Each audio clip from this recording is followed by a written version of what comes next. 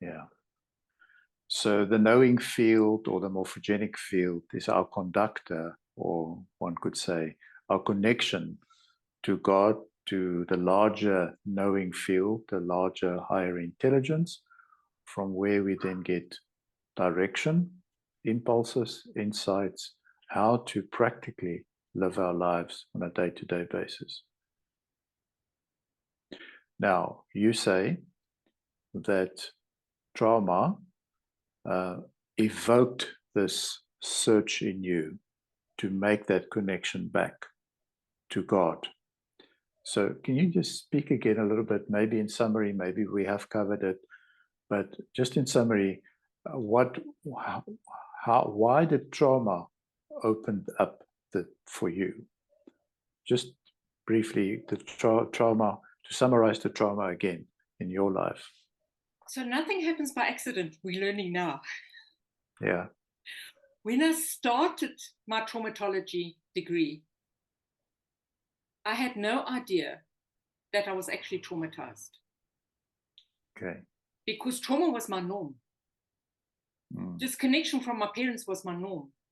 Disconnection from the world around me was my norm. So I had no need to connect. For me, I had established a life that worked and was of good function to me. At the time that I started traumatology, my children were grown. So my youngest child was about to leave home. So I had functioned really well. I had a family. I was, as far as I was concerned, the best mother on this planet Earth, because I did everything that I wanted my mother to do for me, but it was the doing that I wanted my mother to do for me. I didn't understand the being. Yeah. And it is through the studying of trauma that I realized, wow, you've actually gone through a lot of trauma. And it's just been your normal walk of life. But I was also wanting to help other people connect with life. And the methods we were taught really help people to connect back to themselves, back to their religion, back to who they were. And it was, for me, it was a case of, well, they can do that. But I needed something for me to also reconnect back to the sense of belonging. And family constellation explained that so well to me. When it comes to, we all want to belong. And for me, it was a foreign concept. Belong to what? Why? Belong to a parents? Why?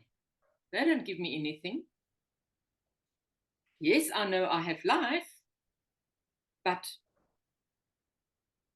my children criticized me for being a distant mother. My children criticized me for not being happy.